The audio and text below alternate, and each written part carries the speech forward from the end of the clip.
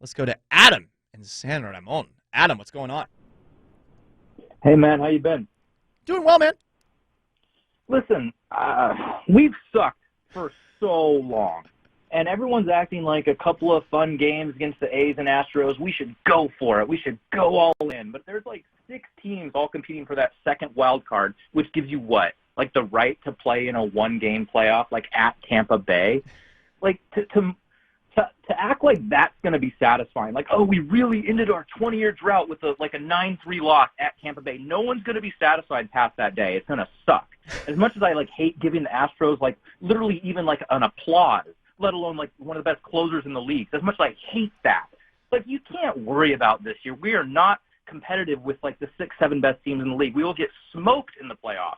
So it was just you just be pacifying these people that are so mad we haven't been to the playoffs in 20 years by going for it. But you're not going to get anything. And after you lose in the playoffs, they're not going to care. They're not going to be like, wow, I'm so glad Dipoto went for it. He's really earned some trust with me. They're going to be like, oh, look, it didn't work. Adam, I love your skepticism, your cynicism, and that call needs to happen more. So please do not be a stranger to this show. That is the kind of passion that I feel like a lot of people should be feeling. It's frustration with those people that, yeah, we're talking themselves into something that wasn't realistic after a couple of fun games in a row. That was a fun homestand. They were 4-3 at the end of it, And to talk yourselves into the idea that you're going to be happy after a one-game playoff appearance. First off, let's agree on this. The play-in game doesn't count as making the playoffs, in my honest opinion. Much like the Mariners had made it last year. Yeah, they would have made the playoffs, but we're at, 16 teams made it? It turned into the NBA last year. You're not playing to make the one-game playoff. You're playing to be in and to have a home series, to have a division title. And while you might have won that one game, given how competitive and scrappy this team has been in close games, all right, maybe you win that game and maybe it's a different conversation at the end of the day. But if all you have to show for a season is an appearance and it costs you the year afterwards, what was the point? And that feeling will be hollow. I think this is the busiest day that we've had on the most interactive sports talk show in Seattle. Full board of calls, and you guys will get to talk with the Groz father in case you're someone like this texter right here. He's been mad at me all day. Still listening. Bleep this caller. You get to end the playoff drought. Number 1. Bleep this moron. You get the playoffs off your back. This guy's an idiot, and I hate Paul and the call screener. I am not going to listen to Paul the bleep anymore. Bleep you for talking down to us. Playoffs are the playoffs. You new Seattle citizen. You are ignorant. Bleep Paul Gallant. He is the lemon of the sports radio talk world. And while that last part might be true, sir, you're not going to feel that same kind of excitement making the playoffs for very long. It is fleeting. Something like that is fleeting. And you might remember it for a while, but you don't want to remember something like that for a while.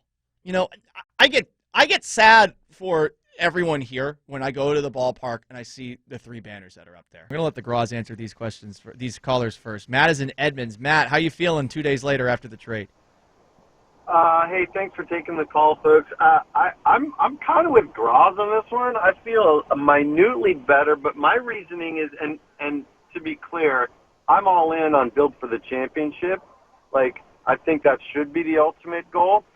I guess I'd love to hear your thoughts on why we think in the long run Toro gets us to that championship better than a Graveman who, let's say he has a fantastic season, he's a free agent, and we have to pay him top dollar. Wouldn't a championship team expect to pay top dollar for a closer? That is a good question. And how do you feel about it, Groz? Yeah, well, I mean, I don't look at it that way, and I can understand looking at it that way. I'm looking at it for this year, from this year's perspective. And look, I also look at it with the idea that it's been 20 years since you've been in the postseason, so I am hungering for postseason baseball. Yes, I want a championship, but I want the postseason. So I don't think this move made the postseason more likely. And look, I don't care what Graveman's numbers were. I don't care what he's done in other years. All I care about is what he's done this year and what he's doing this year and the impact he had in that locker room, this year.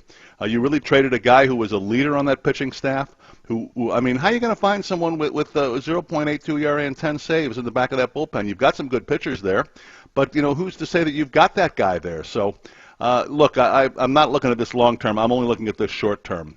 And it seems to me that this is not what you do when you're trying to make your team better in the short run. You have to make a move to make that happen. There's been some rumors about them potentially being interested in Craig Kimbrell. Maybe Kimbrell could be that guy. I get where you're coming from that perspective, Groz. And this year, definitely losing Graveman hurts you more than Toro helps you. But the big picture part of it with Graveman is his contract is up at the end of the year. He's a reliever. They're so difficult to predict year to year. And next year, are you going to want to bring him back? Because he is going to, I would imagine, get quite the pay raise, a well-deserved pay raise.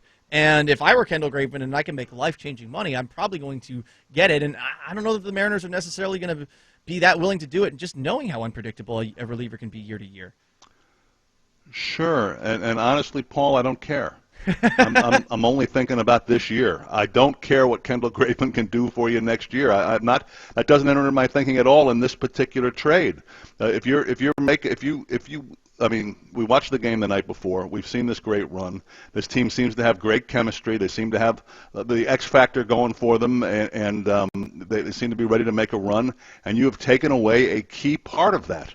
Now, it may benefit you long term that you've done it, but it hurts you short term that you've done it. And I don't believe you can count on, well, next year they'll even have more prospects ready. Next year, there's no guarantees in this life and in baseball. You may have 4 guys get hurt next year who are key players. You can't overcome, or 6 or 7 guys like in Minnesota this year where they were poised to have a great year have bad years. It's baseball. It happens. You need to take advantage of it when it's right in front of you, and it struck me that it was right in front of them this year.